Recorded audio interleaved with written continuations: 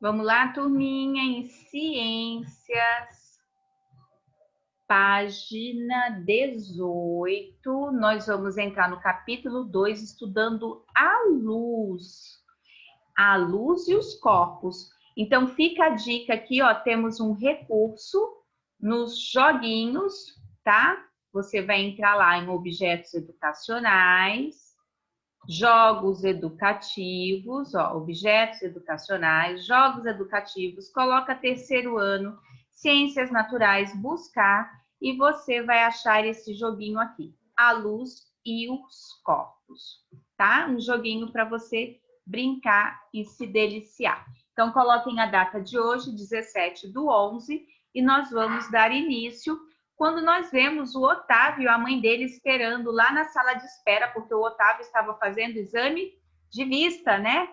Então ele falou: mãe, quando a doutora Sandra apagou a luz, ficou muito escuro lá dentro. Sim, é a luz que nos permite enxergar, filho. Olivia, a mãe do Otávio, explicou-lhe que muitas das atividades que realizamos em nosso dia a dia estão relacionadas à luz e ao sentido da visão. Por exemplo, a Pro agora ela está utilizando a luz para gravar a aula. Se ela apagar essa luz que está aqui próxima, fica o quê? Mais escuro. Se eu apagar a outra que está aqui em cima, então, aí não dá para enxergar nada. Então, é com o auxílio da luz que a gente consegue enxergar várias coisas. Durante a noite e durante o dia com a luz solar. E aí, você consegue dar um exemplo de uma das atividades que você faz que necessita de luz? Que você utiliza a luz? Então, durante o dia, a gente enxerga o que está à nossa volta em razão da luz do sol. Quando anoitece, a gente precisa de outras fontes luminosas. Nós precisamos da lâmpada, a gente pode pegar uma lanterna, dependendo de onde nós estamos.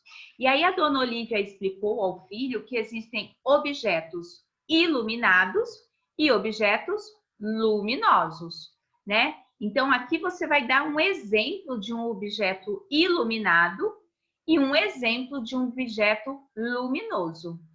Quer uma dica? Olha só, os objetos luminosos são aqueles que têm luz própria, como a lâmpada, a tela do celular, o sol, e os iluminados são aqueles que enxergamos porque refletem a luz que o percebem, né? Então, como por exemplo, a lua, um vaso de plantas, a parede da nossa casa, eles precisam ter uma luz iluminando eles para que a gente possa enxergar.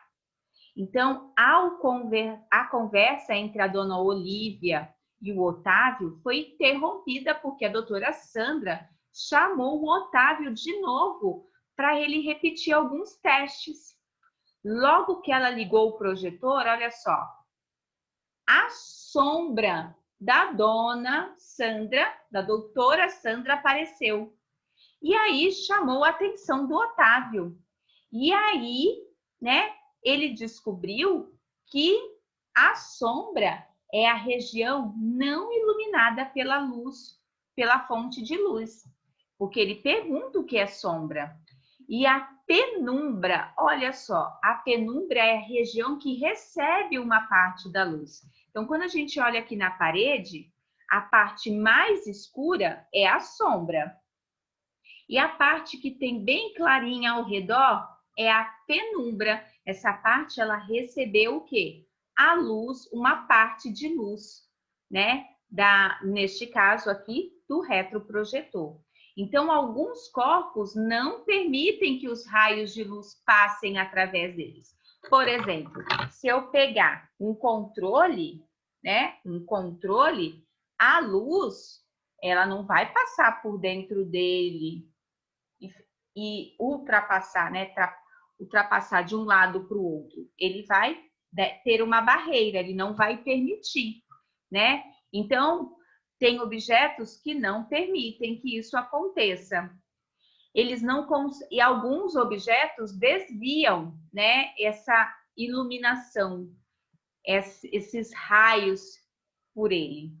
Então, o que acontece? Forma a sombra. Então, como os raios luminosos espalham-se em linha reta, eles não conseguem desviar desses corpos nem iluminar o que está atrás deles.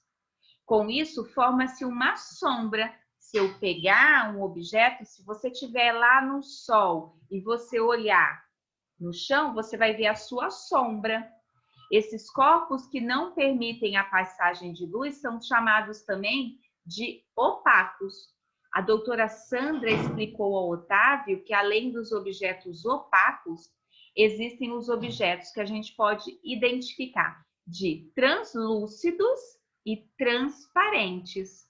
Os objetos transparentes não retêm luz, ou seja, toda luz que incide sobre o objeto passa por ele, como é o caso das janelas e de muitos potes de vidro, né? A luz passa através deles, então eles são transparentes. Já os objetos translúcidos são aqueles que permitem que a luz, né, atravessem parcialmente, não vai passar toda a luz. Como no caso dos potes de plástico, as sacolinhas descartáveis, aquela que a mamãe traz do mercado, e até mesmo a neblina, quando o papai está dirigindo ou a mamãe. Então, vamos ver se a gente consegue descobrir aqui no exercício número 3, quais são os objetos que a gente vai identificar. Para o objeto translúcido, ó, que são aqueles que permitem que a luz passe pouquinha, não passa toda. 2, para o transparente, que a luz passa toda. E 3, para o objeto opaco, que a luz não consegue ultrapassar. E aí nós vamos entrar na luz e nas cores. O Otávio, ele estava muito curioso para saber como aquele retroprojetor sai aquela luzinha branca e passa para a parede as letrinhas. E aí a doutora Sandra explicou que o projetor funcionava igual um prisma. A médica explicou também que a função do prisma é decompor a luz branca. Olha só, de um lado ela vem branca e quando ela ultrapassa, né, ela vai para o outro lado, é como se ele viesse o quê? Um arco-íris, ó, parece um arco-íris. Essa luz, na verdade, é composta de diversas luzes de cores diferentes. Assim, ao penetrar em um meio específico, como um prisma, presente no interior do projetor, um feixe de luz branca é decomposto nas suas diferentes cores. Olha só o que ela fala. A luz branca pode ser decomposta nas cores do arco-íris quando ela incide sobre um prisma. Olha um esquema, então, aqui, ó, representando um feixe de luz branca sendo decomposto por um prisma. Ele chega com uma cor e é como se ele saísse com várias cores, como num passe de mágica. Você já observou um fenômeno semelhante ao descrito na página anterior na natureza? Olha só esse fenômeno. É o arco-íris, né? Geralmente ocorre após uma chuva devido a gotas de água que permanecem em suspensão na atmosfera. Essas gotas comportam-se como pequenos prismas pelos quais os raios de luz branca passam e aí se dispersam nas cores do arco-íris. Então, as diferentes cores que nós vemos nos objetos ou corpos correspondentes às cores que são refletidas por eles, ao serem iluminados pela luz branca.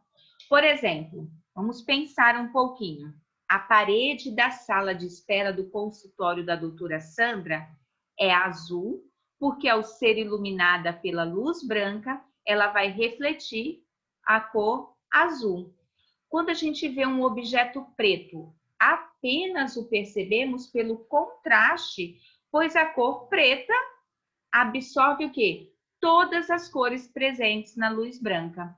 Então, desta forma, ao incidir luz branca em um objeto preto, nada vai ser refletido, certo? Então, o que você vai fazer agora? Você vai observar o ambiente que você está. Pode ser no quarto, na sala, na cozinha, e você vai representar aqui neste quadro todas as cores que você consegue observar. Se você quiser desenhar o ambiente, pintar o ambiente com as cores, vai ficar muito mais legal, certo? Então, nós estamos vendo o que em matemática? O prisma, nós acabamos de ver. Então, ao descobrir que o projetor funcionava como um prisma, o Otávio se lembrou de quando aprendeu sobre os prismas geométricos na aula de matemática. Assim como ele aprendeu as características que definem essa forma geométrica. Então, lembrando das características de um prisma, você vai marcar aqui no exercício número 1 a alternativa que contém as características de um prisma. E aí, o prisma que tem lá na página 20, ele é irregular, quadrangular, triangular ou pentagonal? Marca um X. Observe o desenho. E qual é a função deste prisma lá da página 20? Anote aí também. Depois, a doutora Sandra já estava quase finalizando os exames no Otávio. E o Otávio, né, sempre muito ansioso, perguntou: doutora Sandra, como está a minha visão afinal? Calma, Otávio, só falta fazer o teste de cores, assim descartaremos o daltonismo. Daltonismo, você já ouviu falar dessa expressão, dessa palavra? Daltonismo? Pois bem, o daltonismo é um distúrbio da nossa visão, né? Todo mundo tem? Não. O daltonismo, ele vai dificultar na distinção de determinadas cores, como o vermelho, o verde, o azul e o amarelo. Esse distúrbio pode ocorrer em maior ou menor grau nas pessoas. E para diagnosticá-lo, o oftalmologista pode realizar vários exames, entre eles o teste das cores de Ishihara. Então, olha só, o oftalmologista ele vai mostrar esses cartões. Esses cartões têm vários pontos coloridos e no meio deles tem um número. A pessoa, quando tem a visão normal, ela vai conseguir identificar tudo. Então, pode ser números ou até mesmo letras. O daltonismo não tem cura e nem tratamento específico. A única coisa possível de se fazer para melhorar o contraste das cores é a utilização de lentes de óculos com filtro de cor. E agora é a sua vez de fazer esse teste. Nós temos aí 8 cartões com bolinhas coloridas com o número dentro. Realize agora você o teste e tente ver os números que estão lá. Anote os números que você conseguiu observar, certo? Aprendendo o valor das coisas, o Otávio, quando saiu do consultório da doutora Sandra, ele foi com a mãe dele levar o celular dele para arrumar, porque ele derrubou o celular e trincou a tela, né? Então, a gente tem que tomar cuidados com os nossos bens. Tudo que nós temos são bens, né? E ele estava guardando, ele guardou o dinheiro para comprar o celular e o dinheiro que ele estava guardando para comprar um fone, ele ia ter que gastar para consertar o aparelho. Então, todos os bens que nós temos, como o celular, os livros, tudo que a gente tem é um bem. A gente tem que tomar muito cuidado.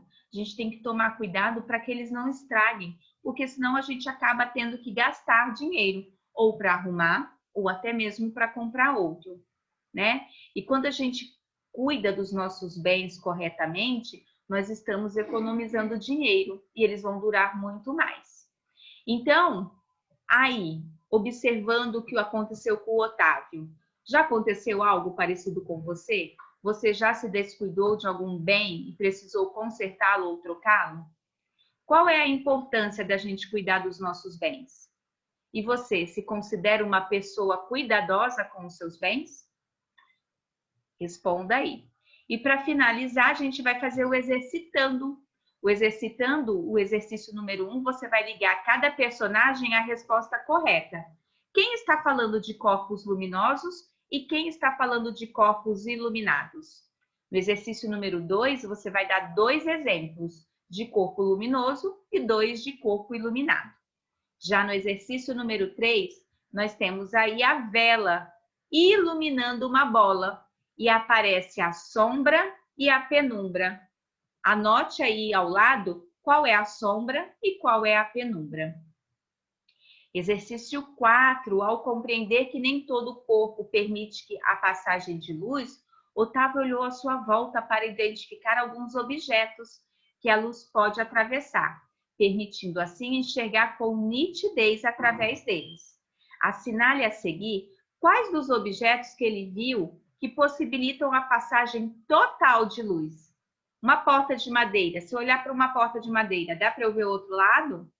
Uma divisória de vidro transparente, a janela com vidro fosco, um copo de vidro com água, uma folha de papel sulfite. Quais são as alternativas aí que dá para a gente ver a passagem total da luz? O exercício nós temos um complete, vocês vão completar essas frases com as palavrinhas que estão aqui no quadro. No exercício número 6, você vai desenhar um objeto opaco e um objeto translúcido. E para finalizar, o exercício 7. No último final de semana, o Urbano foi visitar o tio Luiz. No caminho, ele viu esta imagem. E aí, essa paisagem aí que ele está vendo, como se chama esse fenômeno da natureza que o Urbano conseguiu observar? E o que dá origem às cores que podemos ver neste fenômeno? Então, agora é com você, meu amor. Faça as lições e já já a gente volta para a correção.